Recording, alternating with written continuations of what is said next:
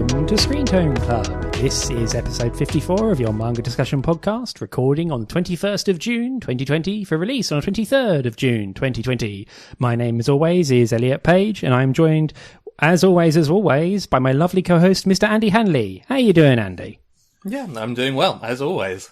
Yeah, excellent. That's good. In less always news, I'm starting to get used to my new house, and my neighbours had a day-long barbecue and drinking session yesterday. I'm not going to post a picture of their garden, but basically they have two entire garden tables covered in bottles. So they clearly had a good time, and I haven't heard a peep out of them all day. So I think I think they were enjoying the pseudo end of lockdown by having a socially distanced 2-meter barbecue. That is fair. It has been some good barbecue weather, and to be fair, I feel like I can't really speak to kind of negatively about that, because the one lockdown issue that I finally fixed this past week was getting rid of all of my bottles. I was at the point where I was up to about 45 empty wine bottles and nowhere to dispose of them. But I finally kind of did a recce of my area and found somewhere within walking distance where I could deposit them. So I'm now clear of bottles, but it's been a while. Did you take a picture of the bottle stack before you tossed them?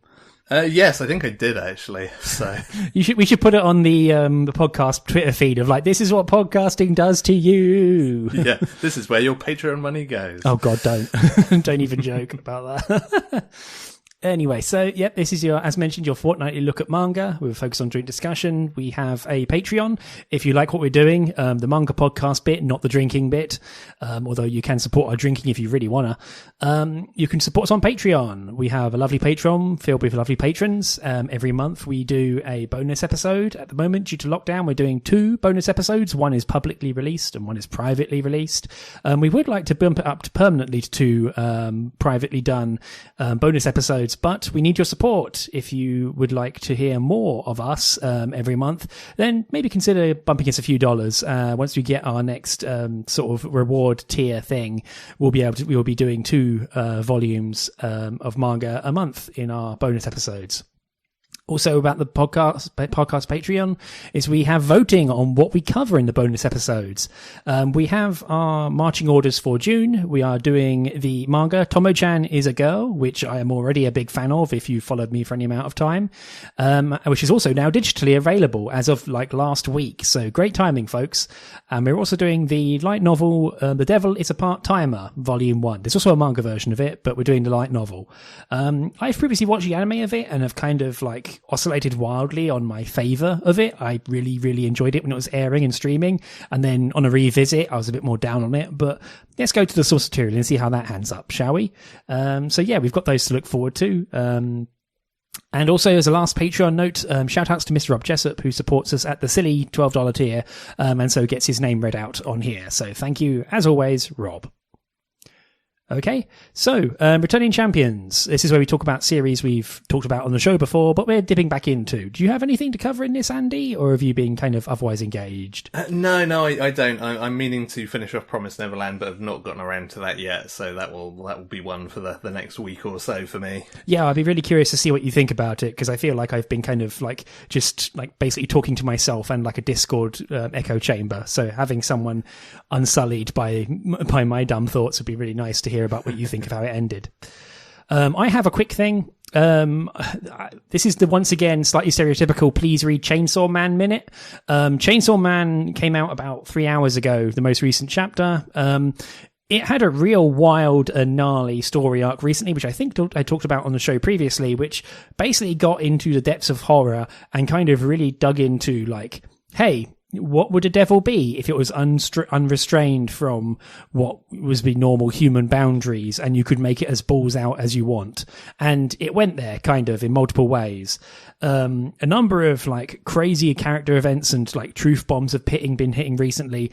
And the most recent chapter is a really powerful one in not so much turning things on their head, but wiping the mist off of the mirror, if that metaphor makes sense, where the state or the makeup of a certain character is brought to the fore, and it's kind of making very loud with a megaphone that something's not up here, you should be concerned, you should be very, very concerned about all this.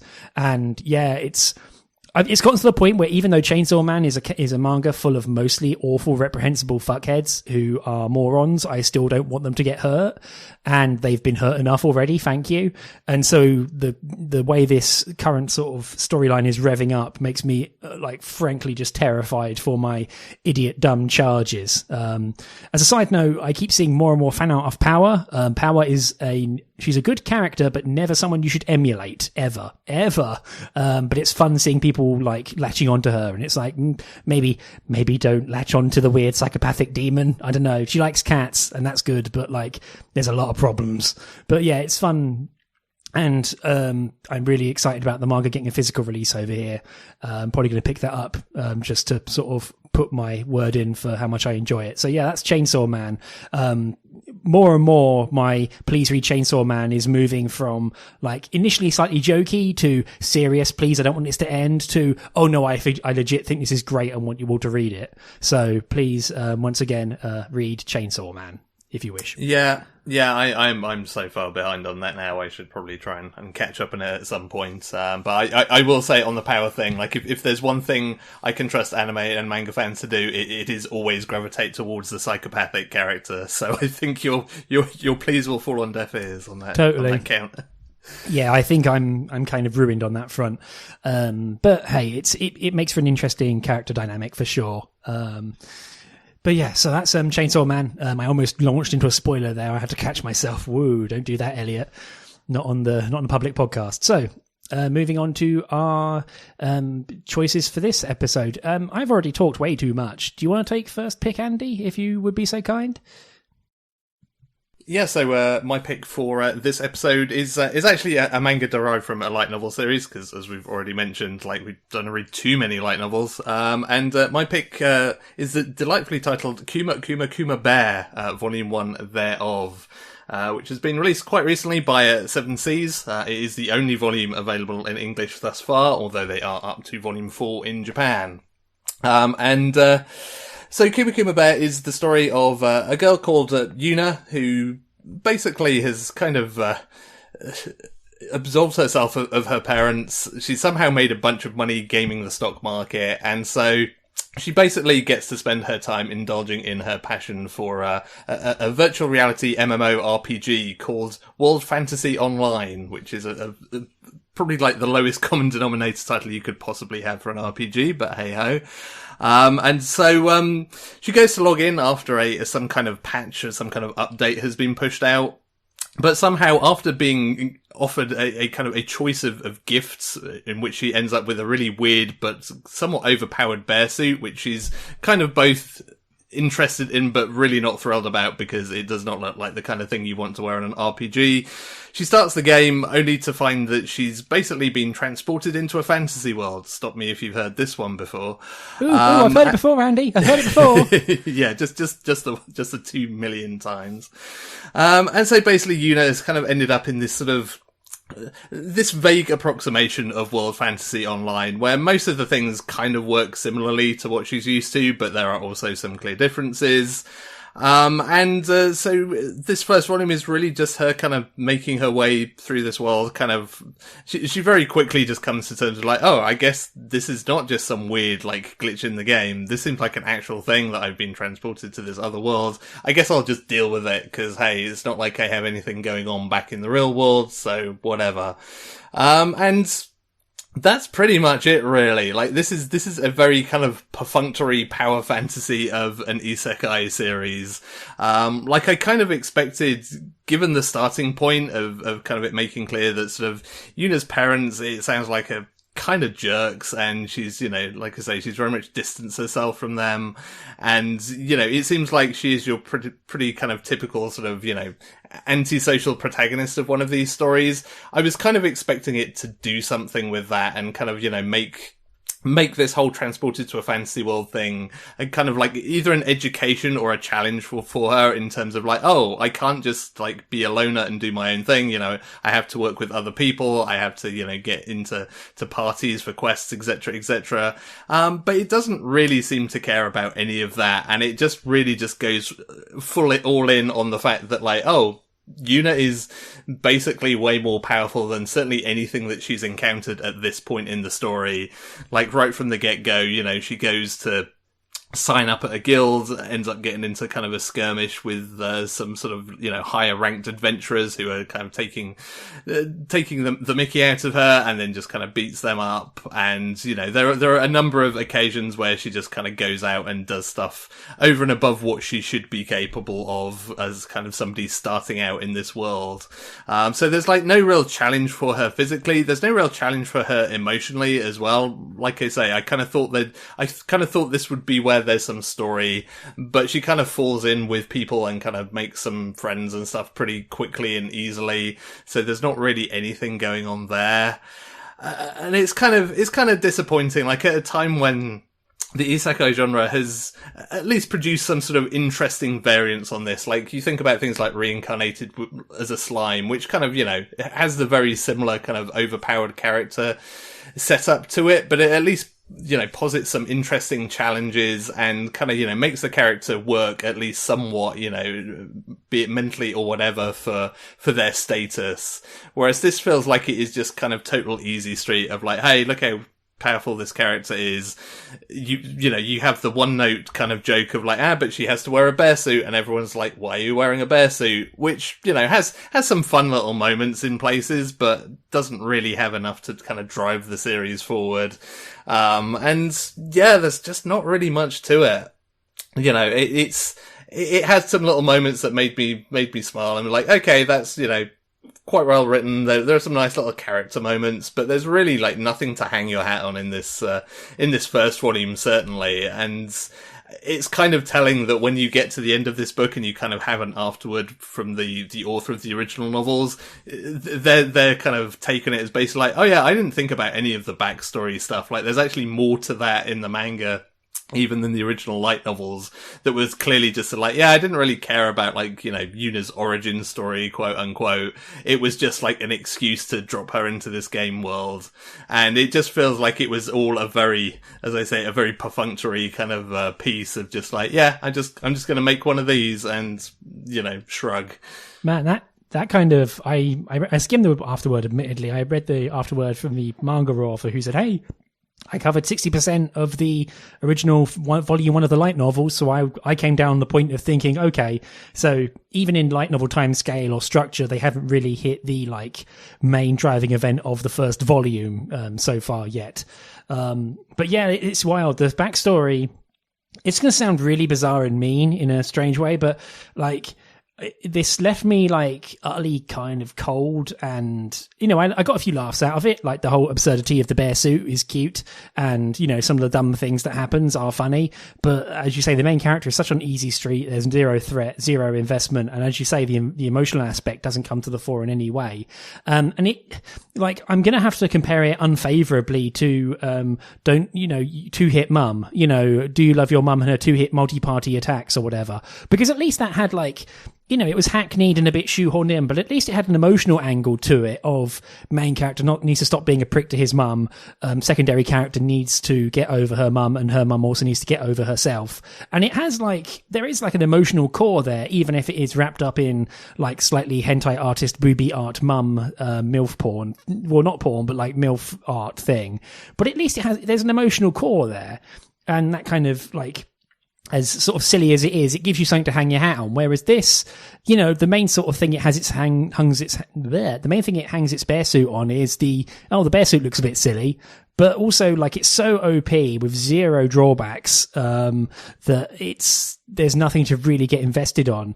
And it even has the same sort of, like, initial questionnaire thing that Two Hit Mum uses to base its, reality bending on, even though in that case, they actually explain it a bit more rather than just, you know, shoving Yuna into the magical world. And she has, like, you know, she's not completely immersed in a fantasy world. Like, she's not been fully translocated because she can pull up status screens and she can view, like, status. She just can't access the, like, exit game button. It's like she's stuck in Vim or something, for the nerds out there. So yeah, it kind of was whatever. Like, I kind of got a few laughs out of it. There was some amusing localization. I think I groaned audibly when it had the word wrecked on there. Yeah. But I'm sorry. Yeah, I was going to say, like, I feel like the translation is more self-aware than, like, the title itself in that sense, because, yeah, like this, the localization very much kind of leans into a lot of that stuff in a way that, yeah, like, even the actual, it feels like the source material doesn't, and yeah, to kind of back you up on that kind of do you love your mum comparison, that was definitely one that popped into my head of just, like, that series is dumb and goofy in so many ways, but it is also entirely self-aware of kind of the genre that it exists in and the space that it exists in.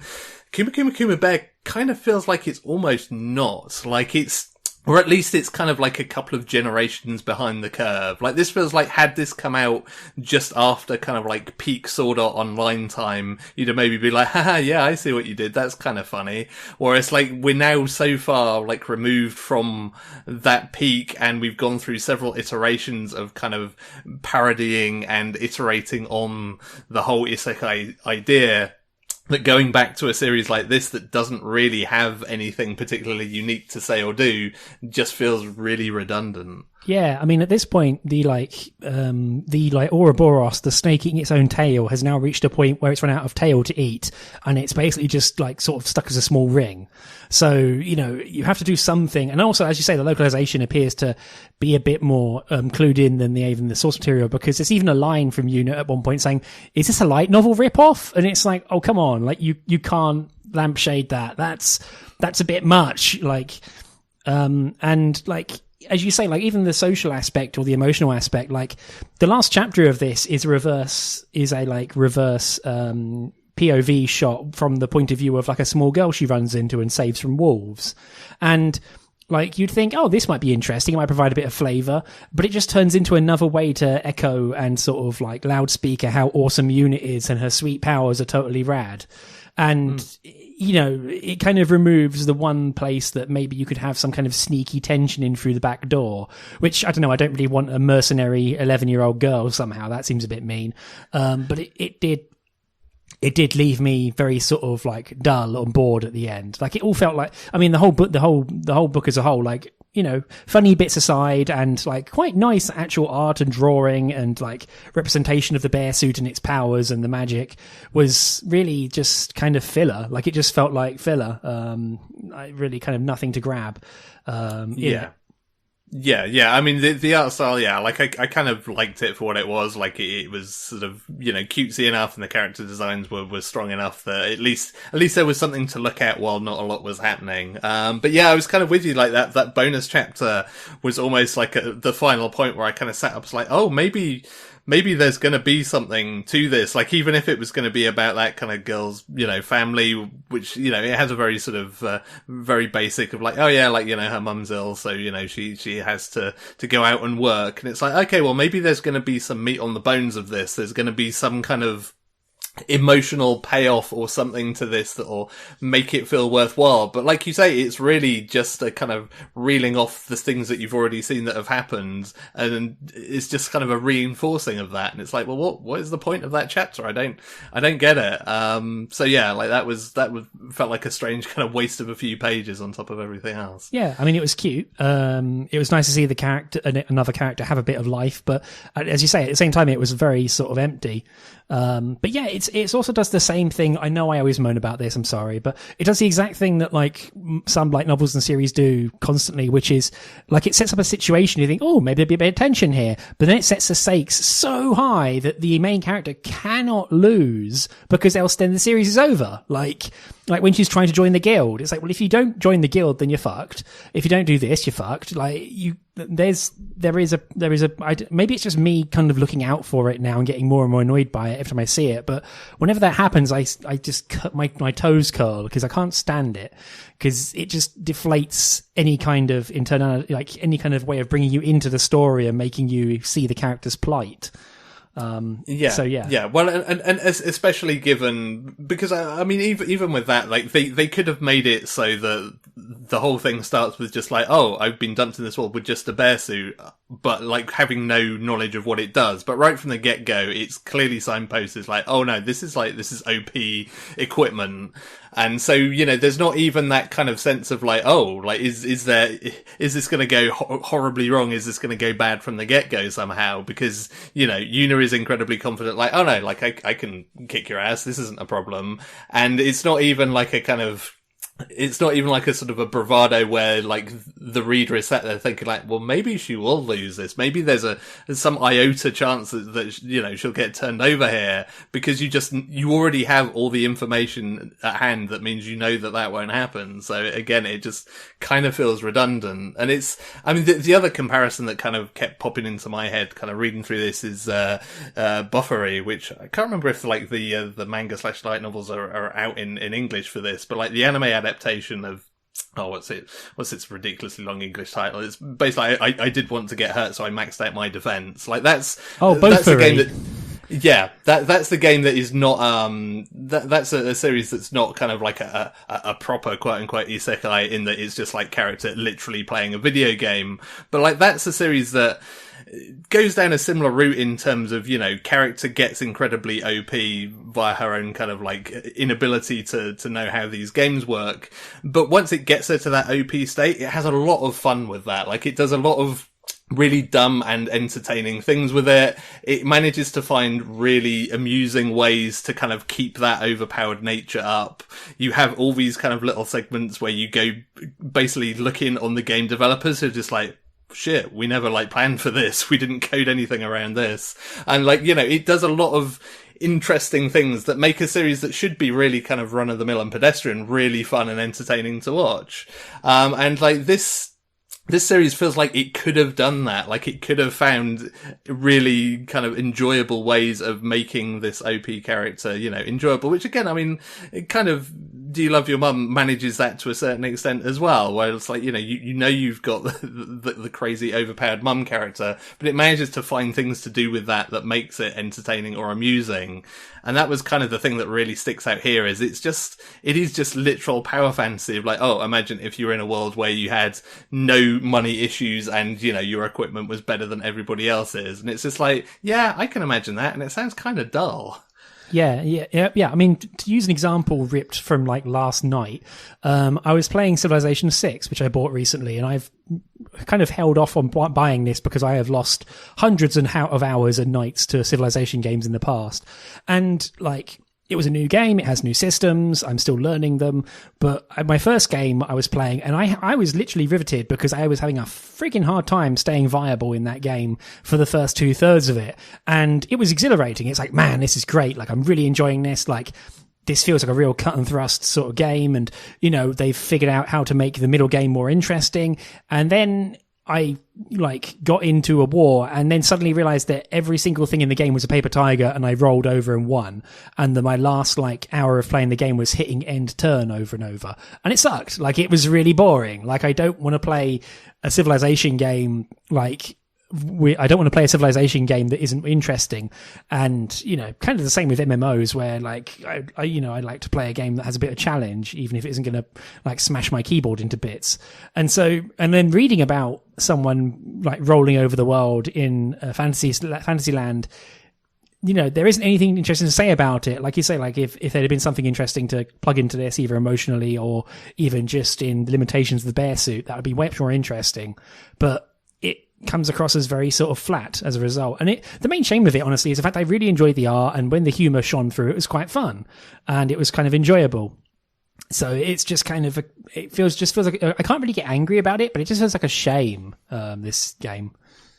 Yeah, like it's definitely, this is not kind of a series that I kind of, you know, found myself like penning lots of exclamation marks into my notes or anything out of any kind of annoyance. It's just like, yeah, it's just a disappointment. Like, especially, as I say, we've now come so far down like the isekai chain and been through so many generations. It's kind of weird that we're still just seeing kind of such mediocre efforts like this. You know, it feels like, you know, we've had some really kind of refreshingly interesting takes on it that have, you know, are not going to turn around the people who are just like, oh, I'm just so fed up of this as a genre. But like, you know, they've at least done something and have something noteworthy to say or do, and to kind of go back to this is, it feels really weird. And yeah, like I think, I mean, as somebody, who can have a fun time, like playing a game on easy mode or sticking God mode on, like that can work like as a first person experience, but like watching somebody else do that is no fun. And like, this is kind of the equivalent of that, of just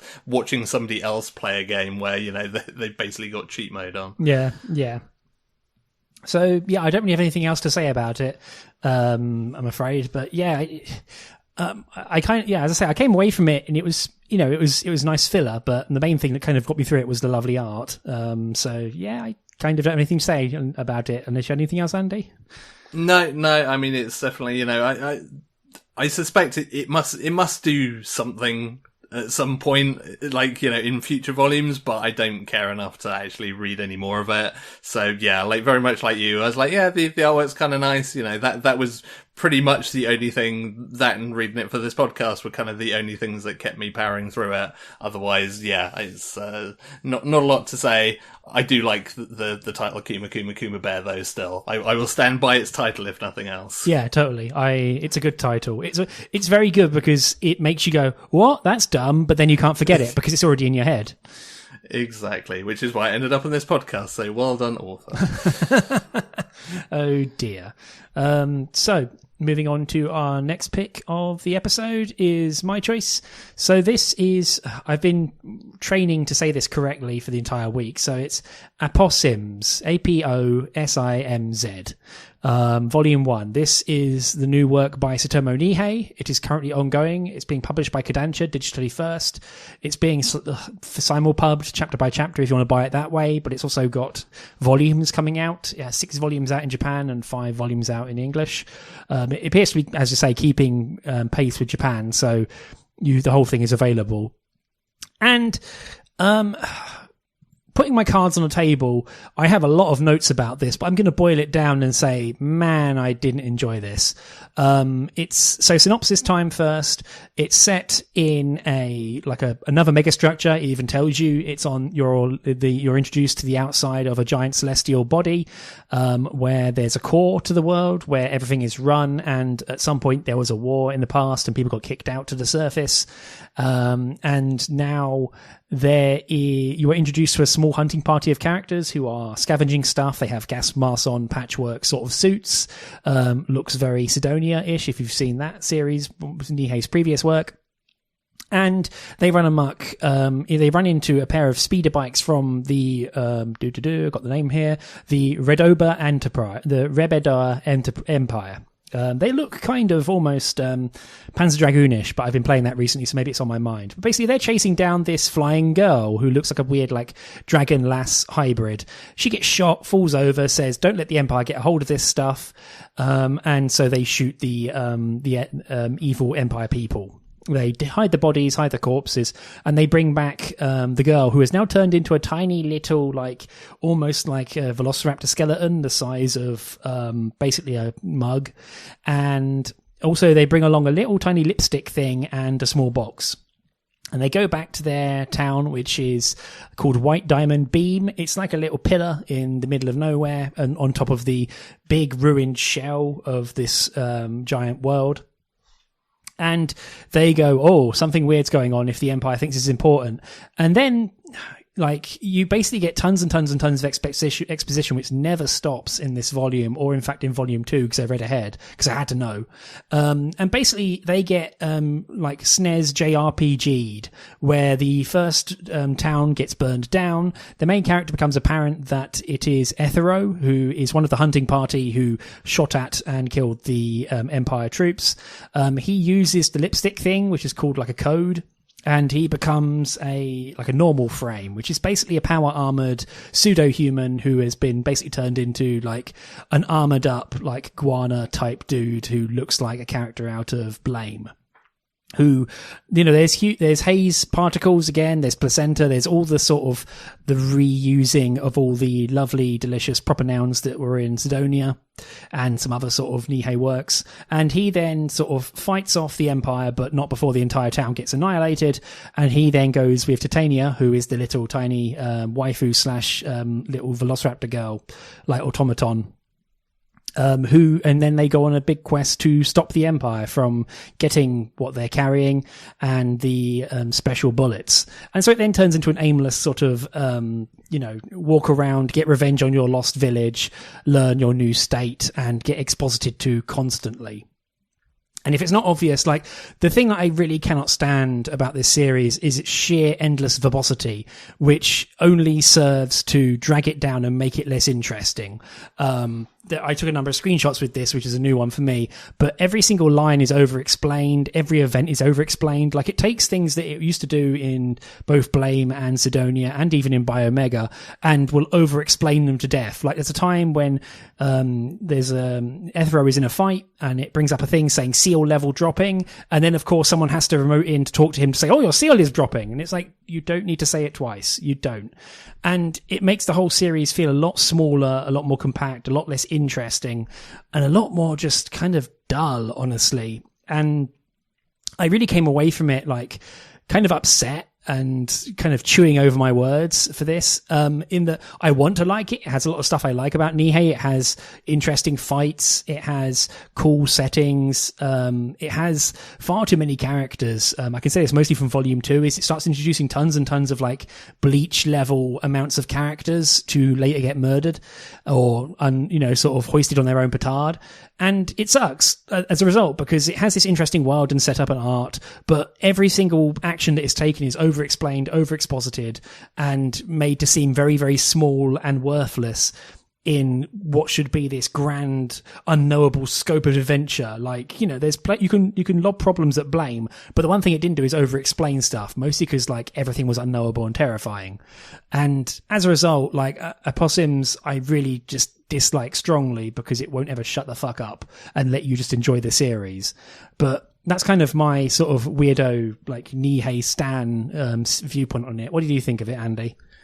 Yeah, well, I'm relieved you said that because I worried that we were going to come to blows because, I also didn't like it. And knowing that you were a big Nihei booster, typically. And, I myself, I've not really...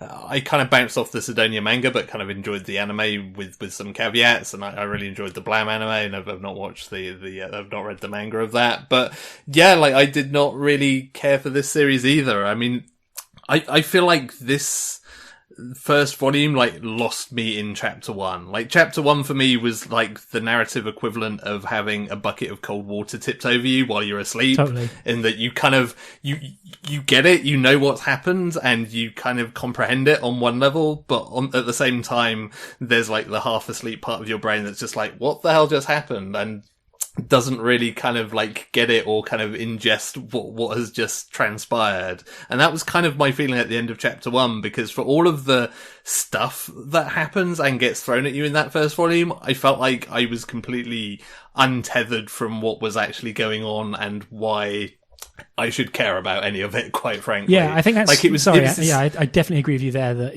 it's really extremely hard to care about any of this, especially Ethero, who is the most quiet character in the intro first chapter and is the one to survive the whole thing. And it's like, legit, any of the other characters you've introduced me to would have been way more interesting than this dude. Yeah. I mean, that was certainly that. Then, compounds it. I mean, there's a particularly weird point there, and I'm not sure whether it is deliberate or not, because there's a point where I kind of thought that we were in a dream sequence, because we kind of went from like character asleep to shit going down in such a way that I was like, well, this seems like surely this isn't the direction we're going. Surely this isn't what's actually happening. And then we kind of reached the point of like, oh no, this is actual events. And there were characters where I was at least mildly invested in, like, I kind of want to see what they're deal with, but no, that ain't gonna happen. I mean, the number of character names that I wrote in my notes and then just crossed out with just, he died as a note, like, afterwards, of just like, oh no, not actually important at all in the grand scheme of this. I don't think any of that helps. And it's strange because, I mean, again, I guess you kind of, look at the main character of Blam, like Killy, is not exactly kind of, an enigmatic individual, at least from what I've seen, but there's something to that character within that world that kind of works and kind of makes everything hang together, whereas, this just, it doesn't, like you say, it doesn't have any of that kind of sense of mystery or what's going on, but at the same time, it doesn't have a particularly interesting clarity as to its world or, the politics or anything going on. Like, a lot of the stuff feels like it's just happening just because. Like, there doesn't really feel like there's a kind of a grand narrative that's of any particular interest, or that there's anything particularly unique about it, which I feel like is what sets it apart for me from like Sidonia and Blam, where it's like, okay, these are really interesting kind of worlds and situations from the get-go, whereas this just feels like, I mean, once it kind of coalesces into an actual, like, hey, here's what we need to do, here's what Ethero needs to do, it's like, this just sounds like a video game plot. No, totally. I have that in my notes. RPGs. I'm totally with you, Andy. I definitely agree with you there. Yeah, like, it's almost just like, is this like Mega Man or something? Like, what's the deal here? It's, it's a strange, it just feels like a strangely basic thing. And like, I think, honestly, like, you could probably make a half decent video game out of this if you got a good developer, like, involved with it. But as a manga to read, like, not really knocking it out of the park for me. No, with that, yeah, I agree. Like, if you get From Software on here and get them to, like, revive the Armored Core engine, you'd be good to go.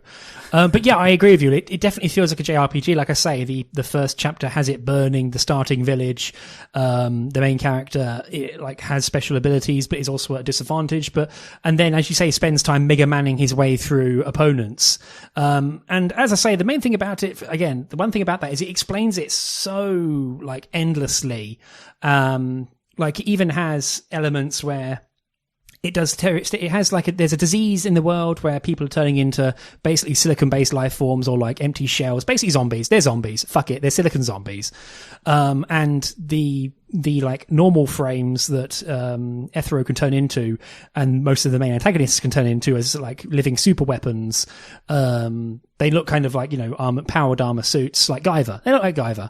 But then, like, in the intro, you have a section where someone notices a bunch of the people with frame disease, and they're like, oh, isn't that sad? If that happens to me, I want you to shoot me. And it's like, this is the fucking most stereotypical line of dialogue interaction ever. Like, this is, and also, again, it just makes it extremely flat, because it takes away all the possibility and enigma around the world and the situation by just having it being flat out spat out there at you. And as I say, like, I think one thing you hit on really is there's no interesting world where, like, Sidonia, you had the siege ship, you had the ship. That was an interesting setup. They were trying to get away from the Gauna to find a new land. That's cool. You had Blame, which is big fuck off tower. Who knows how big it is? We don't know. You will never know. Ha ha. Have fun with that. Whereas this is like, yeah, it's a big globe. The core's in the center. They're down, and there's an empire. But you never really get an idea of what the empire is or is doing, apart from the fact they do bad shit, and they put exploding head collars on people, but you don't know why they're doing anything, and all their villains come across as very Bleach-like, where it's like, cool character design I drew, I didn't really think about their personality yet, but I'll fill that in later, and it sucks. So, and it sucks for me because I like Nihei's art and I like his world building, but in this case, like, every time a character opens their mouth, they just deflate the air out of the balloon a little more. And also Titania is kind of a very irritating character because she's, I don't know, maybe this is me, like, being a bit mean, but she's like extremely moe, but also like the kind of Deus Ex Machina to fix anything bad or exposit endlessly. And so, she has her reasons, there's reasons why she can't just fix all the problems herself, but it also seems like very much a, like, afterthought of like, oh shit, we made the character too capable. We need to find a way to not have her be the main character as she should have been in this story to start with. Whoops. So yeah, it just kind of comes, and as I say, I read volume 2, and it kind of continues along its trajectory where introducing more characters that Ethero kind of owns in different ways, and there's no real hooks to get and to drag you into its world. Like, you feel like you're free floating above this series, unable to really engage with it, which again kind of sucks when you're looking at it going like, cool, this looks like it'd be really cool if I was invested, but I'm totally not. So, whoops.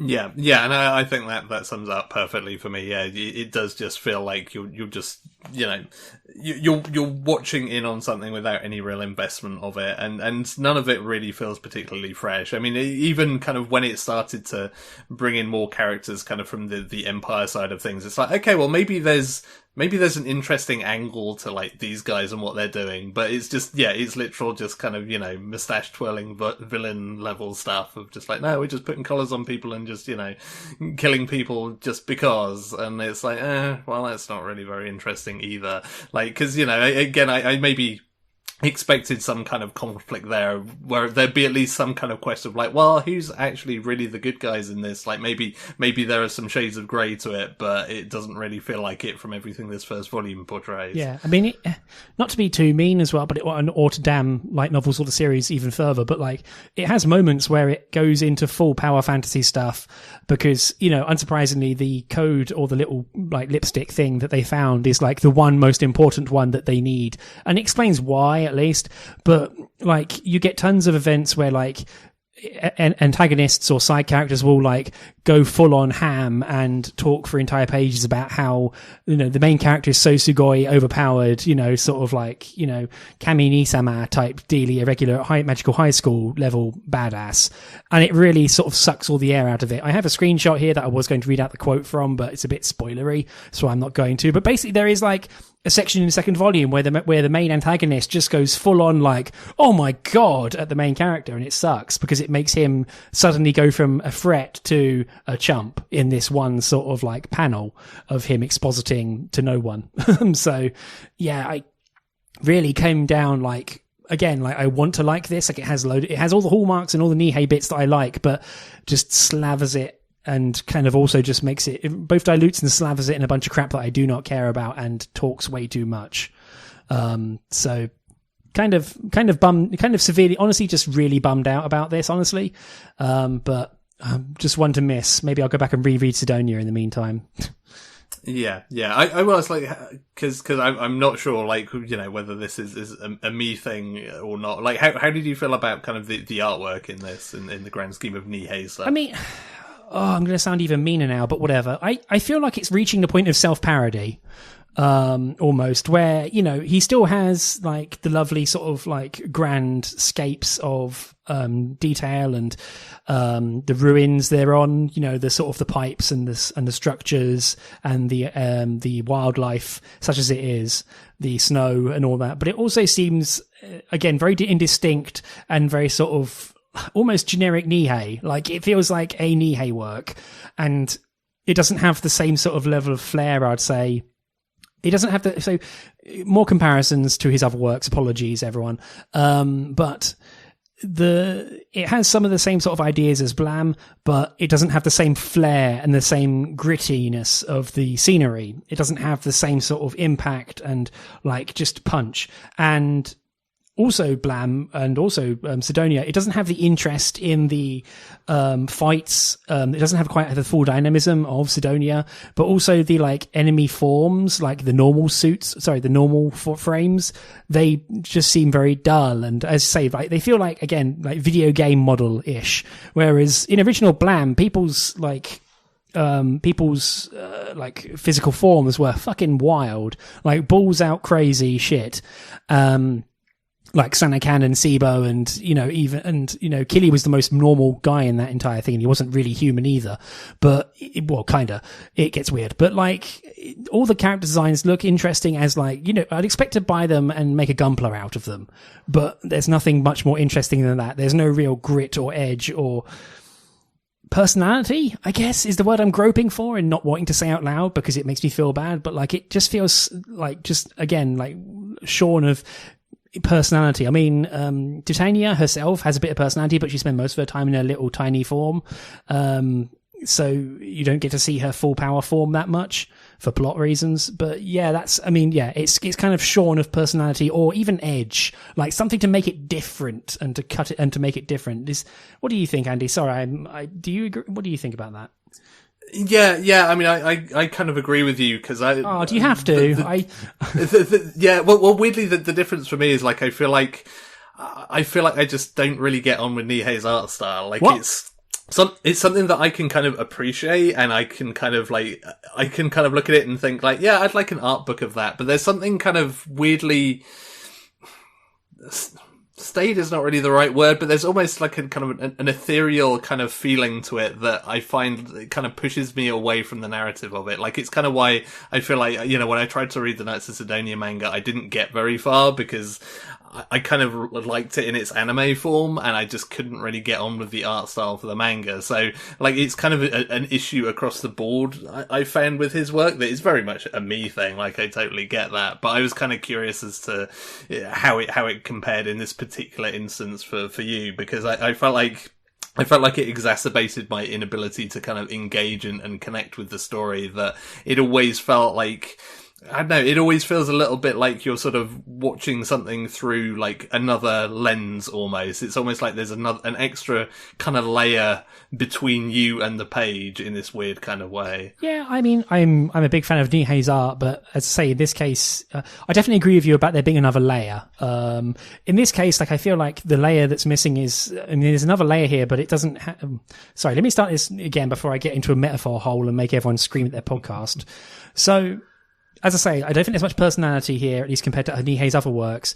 And, like, as I say, it feels like self-parody where there's nothing distinctive that really grapples you in. Like, Sidonia had the robots, the cool-ass sweet robots. It had, what's her name? The Ghana, the human-made Ghana alien lady. What's her name? Fuck. Oh, God, yeah. Pink robot lady. But, God, I'm going to have to remember that. But it had interesting designs, and it had the actual, like, Sidonia itself, the ship and its vertical strange structure and how everything interacted. And one of the main things it had was the whole, like, 100 sites of Sidonia thing, which was a cool little thing that it put in to say, hey, there's an entire world here. And Blam had the same sort of thing with its weird ass, silicon life forms and the megastructure, which was, often tormenting and terrifying. Whereas this feels, again, very flat. Like, there's nothing in here to, like, even if the art is weird, like, hell, Blam is full of characters going wall-eyed at strange points and looking a bit confused, but at least it was kind of engaging to the art, whereas this is just kind of meh. Just a lot more sort of blah. So, yeah, whereas the other series were dragging me in bodily, this one kind of just left me floating. As a side note, one other thing, unless you had anything else to mention about that, Andy? No, but the one thing I will say is that a while ago, when there was that Nihei Humble Bundle back in the bloody mists of God knows how long ago, even 5 weeks ago feels like an eternity at this point, but they released a prologue chapter to this, which is not in the manga, and it was like in that Nihei bundle I went for, Humble Bundle, and that was like a short 30-page, 35-page thing, and it had the same sort of points. Like, it had Titania there, it had a different main character who did not survive the chapter, and it had a different sort of dilemma, but it was the same sort of idea of overlanders messing around with stuff shouldn't be messing around with. And it had, I feel like, looking back at it now, I remember fondly thinking about it in the, it had the same sort of exposition level, but a lot less obvious and a lot less spoken, like, sort of worded out, or like sort of just reeled out entirely.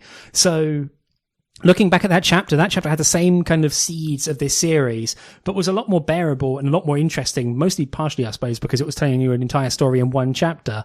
And it was way more interesting and boded well for the series. And then coming to this actual series now for this is like, oh, crap, I don't like it. So kind of weirdly, the weird delta between the prologue chapter and this was a bit of a letdown coming to it. So kind of annoying. Yeah, it's definitely a shame. Like, I was kind of, I was a little kind of worried, like I say, having bounced off the Sidonia manga, that, like, I may have issues kind of, getting into this, but I wasn't expecting to have issues for the reasons that I did. Like, I at least thought, at least I'll be interested in the world, and at least I'll kind of be interested in sort of, the state of play and probably some of the characters. And I think that was the big shock for me, is that it didn't even manage to kind of grab my attention. And in the ways that the Nihei stuff is kind of like, it felt like it's almost a shoe-in that would always be an interesting part of anything that he wrote. But not on this occasion. Yeah, totally. It's a shame. It really is, especially as someone who likes ostensibly. Although, to be fair though, there are both this and Biomega are now like big crosses in the Nihei pile for me. So whoops, kind of annoying. But yeah, as I say, I wanted to like this, but at the same time, find myself just kind of annoyed by it. Especially just because, as I say, the character, much like myself, the series won't shut the fuck up, which is annoying. So, yeah, do you have anything else to say about Opossums, Andy? No, that is my No, lot. man, I'm glad that. Well, I'm not glad we agreed, but I'm glad that we got discussion out of it. But yeah, really kind of came out of this feeling a bit annoyed. Anyway, so what we're talking about next episode. So I've decided to whiplash myself back from those sort of things into something a bit lighter. So I have chosen the first volume of Fuku Fuku Kitten Tales, which is by Konomi Kanata, the creator of Cheese Sweet Home. So cute kitten hijinks, ahoy! And Andy, how about you? So my pick for the next show is Love on the Other Side, which is a series of short stories by Nagabe, the author of the beloved of this podcast, The Girl from the Other Side. So that has come out over the last week or so, and I'm jonesing to read some more of their work and see what it's all about. Yeah, totally. I'm looking forward to this. I must admit, the title though, it sounds like some kind of 80s ballad. I can just imagine some guy with like an atrocious mullet crooning into the camera at me. I definitely I can almost see the album cover from here. Yeah, like two guys, one black haired and one sort of brunette haired with a poofy hairdo. The other one has like a rather questionable moustache, both looking directly into the camera at you. Maybe this is just because I've been watching Hall & Oates videos recently, and they've broken my brain. Yeah, and one of them is in some kind of like 80s imagined version of the cyber future, which is actually nothing at all like the actual future. Yeah, he's got a tinfoil suit, but somehow still has suspenders because the 80s future is stupid.